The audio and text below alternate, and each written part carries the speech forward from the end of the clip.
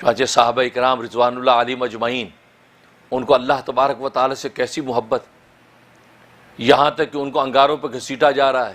ان پر کوڑے برسائے جا رہے ہیں، ان کے جسم کے ٹکڑے کیے جا رہے ہیں اور ان کی زندگی کو تار تار کیا جا رہا ہے، مصائب کی بھٹی کے اندر ان کو جلایا جا رہا ہے، لیکن ان کی زبان سے ایک ہی لفظ نکلا، اللہ احد، اللہ احد، اللہ احد، اللہ ایک ہے، اللہ ایک ہے، اللہ ایک ہے۔ بلال حبشی رضی اللہ تعالیٰ عنہ پر کیسی آزمائشیں ٹوٹی، لیکن وہ ایک ہی نعرہ، اللہ ایک ہے۔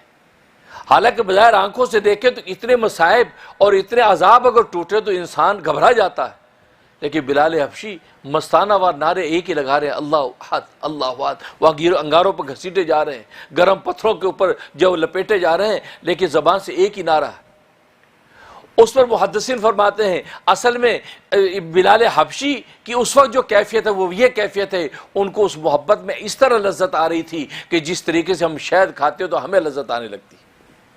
یعنی حسی محبت ان کو محسوس ہو رہی تھی، محبت کہ محبت کا لطف محسوس ہو رہا تھا۔ لہذا جب محسوس ہوتا ہے، اب انسان جب کھانا کھاتا ہے، اگر بہت ہی لذیذ کھانا ہے، اسے منہ پہ اگر جیسے کھانے کا لقمہ منہ میں رکھا ہے تو اس دفعہ کو تو مست ہو جاتا، دیوانہ ہو جاتا ہے، اس کو کچھ نظر نہیں آتا، اس کی لذت میں گم ہو جاتا ہے۔ یا پیاسا ہے، وہ ٹھنڈا میٹھا مشروب اگر منہ کو لگاتا ہے سخت گرمیوں کے موسم میں تو پھر اس کی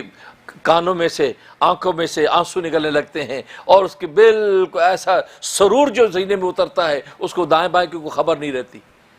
اس کی حسی طور پر کیفیت بدل جاتی ہے۔ بالکل اسی طریقے سے بلال حبشی کو اللہ تبارک و تعالیٰ کے ساتھ ایسی محبت اور تعلق تھا کہ وہ ان کے اوپر محبت کا رنگ ایسا غالب آیا کہ جو تکلیفیں تھیں وہ تکلیفیں بھی ان کو مزہ دے رہی تھی، ان تکلیفوں بھی ان کو لطف آ رہا تھا۔ اور حضرت تھانوی رحمۃ اللہ علیہ فرماتے ہیں اس لطف اور مزے کی مثال ایسے ہے کہ جیسے کہ انسان روٹی چٹنی کھاتا ہے یا مسالے دار کباب کھاتا ہے، تو جب چٹنی کھاتا ہے تو سی کرتا ہے، سی کرتا ہے لیکن کھانا چھوڑتا نہیں، کرارے کباب کھاتا ہے، سی کرتا ہے لیکن چھوڑتا نہیں ہے، روٹی چٹنی کے ساتھ جلدی سے ایک گھونٹ لسی کا پی کے ذرا اس کی گرمی مارتا ہے لیکن چھوڑتا نہیں کہ بھائی آپ کے آنکھوں سے آنسو نکل رہے ہیں، کانوں سے دھواں نکل رہا ہے، ماتھے پر پسینہ، یار کھانا چھوڑ، نہیں یار چھوڑو، اس روٹی چٹنی میں جو لطف آ رہا ہے یہ قورمے بریانی میں نہیں آتا۔ سی بھی کرتا اور کھاتا بھی رہتا ہے۔ وہ بالکل اسی طریقے سے جب اللہ کی محبت میں غرق ہو کر جب وہ مصائب کے پہاڑ اس پر ٹوٹتے ہیں، اس مصائب کے پہاڑ ٹوٹنے پر اس کو وہی لطف آتا ہے جیسے ہمیں روٹی چٹنی کھانے میں مزہ آتا ہے۔ اللہ اکبر۔ تو فرمایا دیکھو یہ محبت، تو ایمان والوں کو اللہ سے ایسی محبت پیدا ہوتی ہے تو اس کی پھر کوئی نظیر نہیں ہے، اس کے سامنے کوئی ٹھہر نہیں سکتا۔ اور پھر مخلوق کو ایک دوسرے سے، مخلوق سے محبت، اور مخلوق سے محبت کی بنیاد بھی اللہ کی محبت ہے،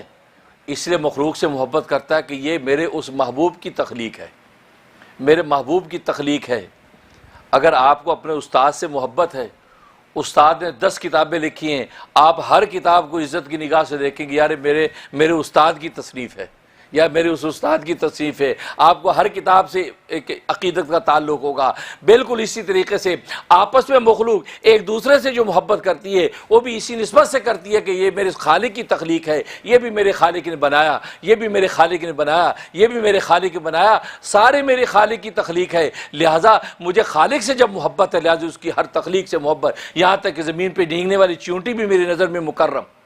دریاؤں میں تیرنے والی مچھلیاں بھی میری نظر میں مکرم، فضاؤں میں اڑنے والے پرندے بھی میری نظر میں مکرم، دوڑنے والے حیوانات جانور بھی میری نظر میں مکرم معزز ہیں، اس لیے کہ یہ ساری کی ساری کیا ہیں؟ یہ اللہ تبارک و تعالیٰ کی تخلیق ہیں۔ پھر زمین پہ چلنے والی چیونٹی پر بھی ظلم نہیں ڈھاتا، اڑنے والی مکھی پر ظلم نہیں کرتا، دوڑنے والے جانور پر بھی ظلم نہیں کرتا، کیونکہ میرے خالق کی مخلوق ہے۔ اگر میں نے اس پر ظلم کیا تو کل خالق کو میں کیا منہ دکھاؤں گا؟